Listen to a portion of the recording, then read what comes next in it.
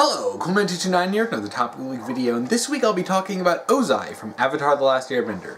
This week's topic was submitted by YouTube user nibba, and their topic is: would love to hear a video from you on Ozai as a villain, about Ozai's build-up through flashbacks and his portrayal through other characters.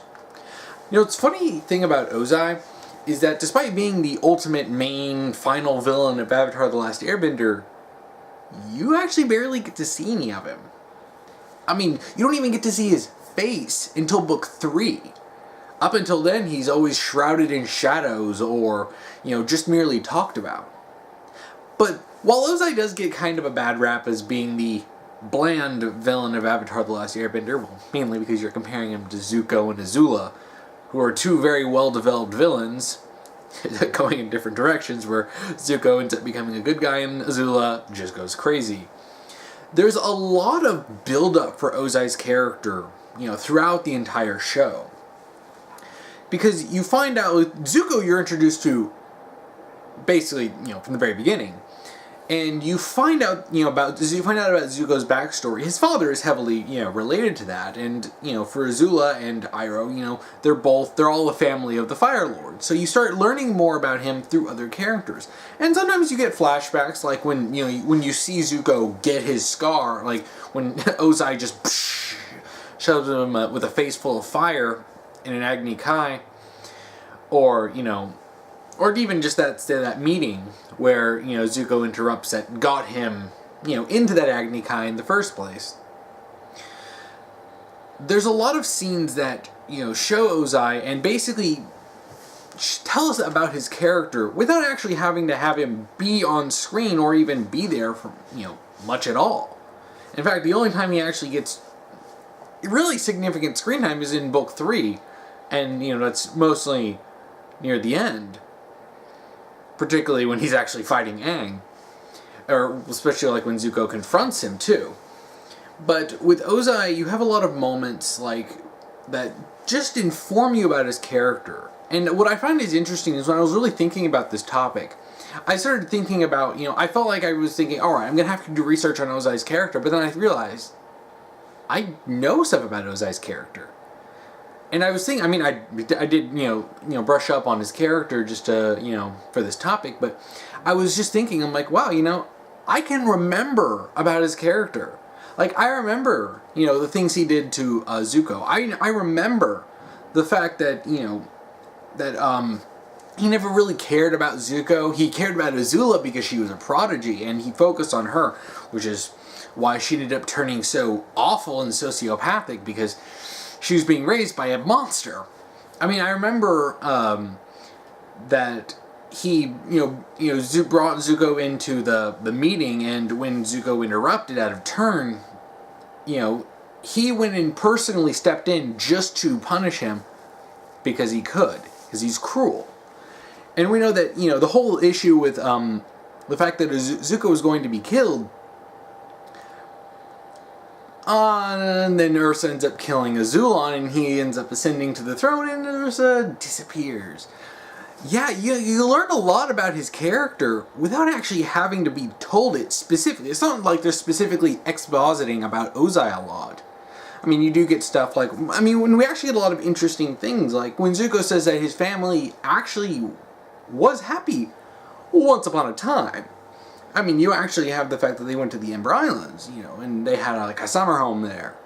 And, Zuko does mention this, but, and I think, if I remember correctly, I think you even get to see a baby picture of Ozai.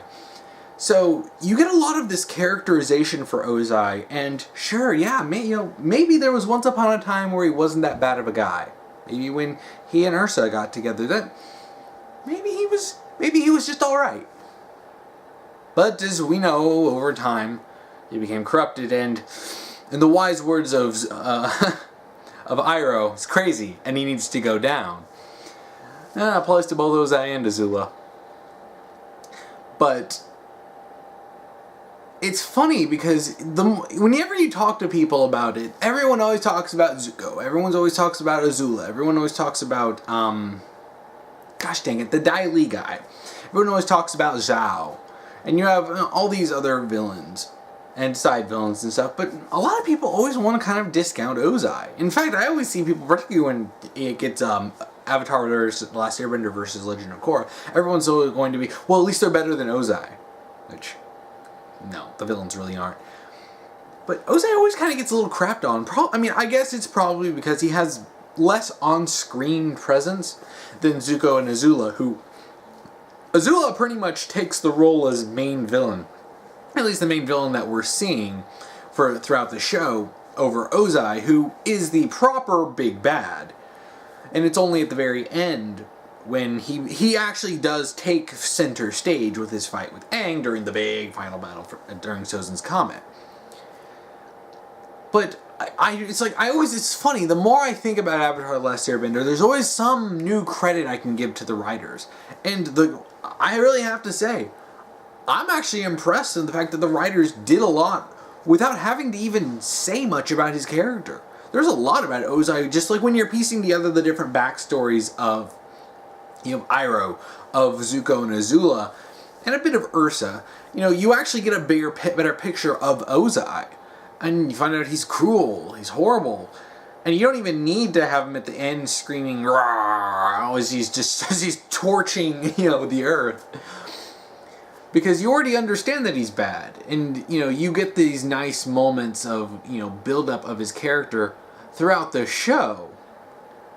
It's also funny enough about his, the way they hide his face, is that you always kind of have this feeling like he's probably going to be like, looking ugly and everything, and just because he's evil, and, that's kind of how things go, right?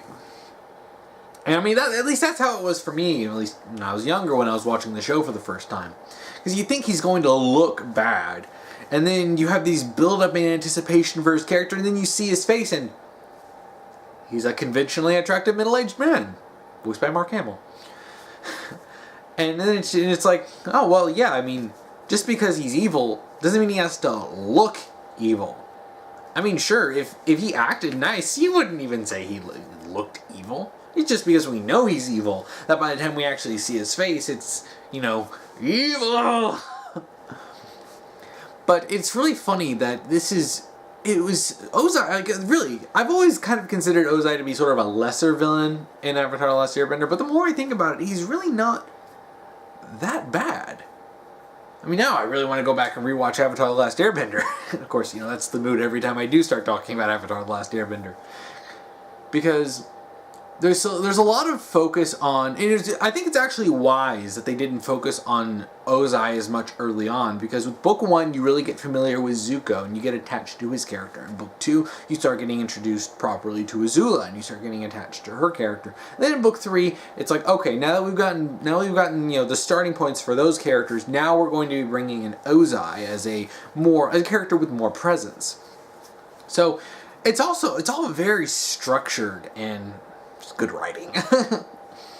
There's a reason why Avatar The Last Airbender is so beloved, because, man, it's like, even when you start critically, looking at things, I can appreciate this so much more.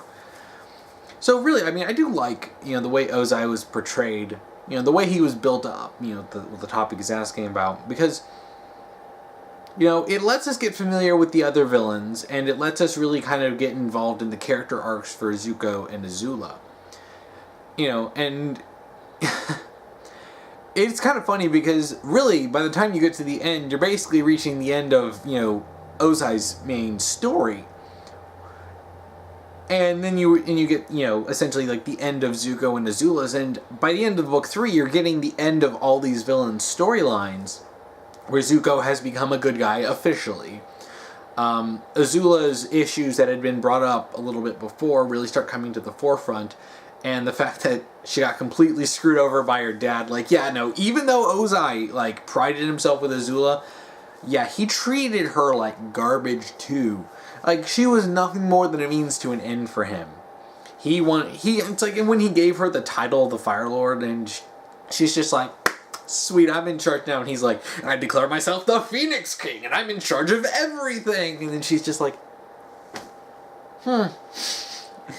yeah. It really gets to see just how much of a douchebag he is. And, it's satisfying to see him get beaten by Aang. But yeah. yeah, I think that's about it. You know, in summary, you know, Ozai's build up throughout the seasons, while not, you know, direct for most of the times, there's a lot of characters that talk about him. There's a lot of flashbacks that show him, even before book 3, where you actually get to see him and see him interact a bit with, you know, Zuko and Azula. You do actually get you have an understanding of his character, so that by the time he actually does show up, you're not just like, who are you? Which, you know, that's mighty impressive for a character who is more or less just a disembodied voice for a man in the shadows for most of the show.